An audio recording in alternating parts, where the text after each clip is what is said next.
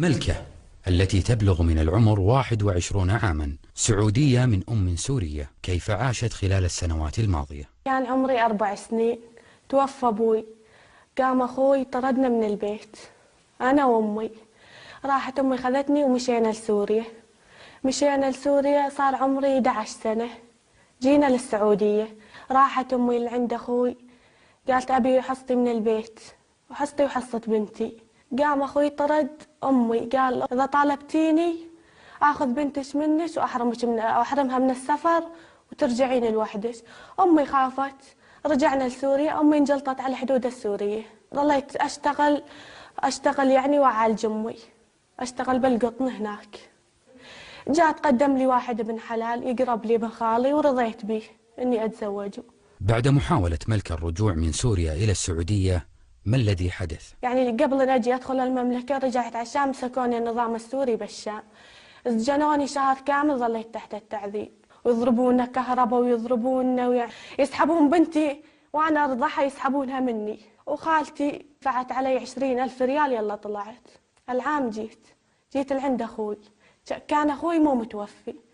جيت قلت له أعطيني حصتي وحصة أمي من البيت. قال ما لك حصة عندي. أعطيني لو شوي من المبلغ، محتاجة أسوي لأمي عملية. طردني قال ما لك حصة عندي، وإذا طالبتيني مرة ثانية أحرمك ما تطبين أمك لما ما تموتين. يا أخوي توفى، طالب أولاد أخوي أروح عليهم على البيت عشان أطالب بحقي يطردوني. طيب وعيالك الحين كم صار لك ما شفتيهم؟ عيالي صار لي 8 شهور، تركت بنتي ترضع على صدري. آخر مرة صار لي من شهرين ما دقيت عليهم. ما حد يساعدني، ما حد يقف معي، وأنا ما لي أحد يعني.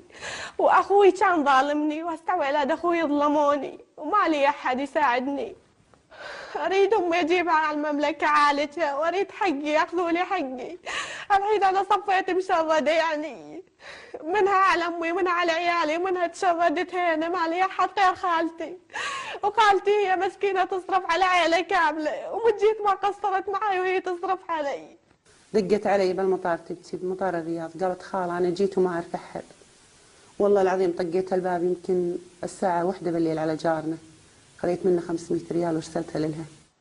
وأنا ما لي أحد، تشردت. منها أخوي كان متولي علي 20 سنة هو ياكل حقي من بيت أبوي ومن قنم أبوي ومأجر سيارة أبوي. لما أروح عليه يطردني بالشارع، أقول له اطلع لي جواز، يقول اطلع لي الجواز ما تطبين السعودية عشان تروحين بالحرب تنذبحين. وقبل هالمرة جيت على ولد أخوي بجيتي هاي وأنا كنت مسجونة، أدق عليه من السجن أبكي، أدق عليه بنت خالتي من السجن تبكي، بس حرام عليك ساعتها مسجونة مشان ويلها تعال قليلة بنتها ترضع ساعتها. يقول خليها تنسجن، جاية تدور وراثات، وأنا بنتي يسحبونها النظام السوري من ايدي وهي ترضع من على صدري، يسحبونها من ايدي وياخذونها مني. يقول لهم مشان الله، يقول احنا ما نعرف حدا بالله، الله مين هذا اللي تحكين عنه؟ وما ادري هسه عني شهرين ما ادري عنها طيبة ولا ميتة.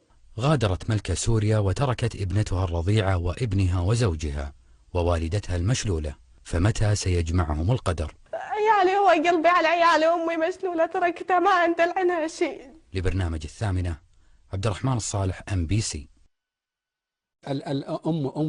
أمك الآن محتاجة إيه؟ كم عمرها على فكرة أمك؟ عمر أمي 50 سنة.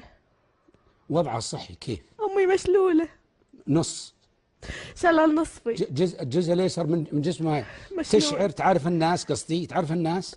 عندها نسيان، تنسى، عندها نسيان، تذكرك؟ تذكرني مثلا اليوم يعني سوينا فرشت لها، ثاني يوم تنسى يعني. اليوم ما تذكر اللي مضى أمس. أيوة، ما تذكر شيء وما تشوف. طيب العيال كم لك أنت الآن عنهم 9 أشهر؟ صار لي 9 شهور عنهم.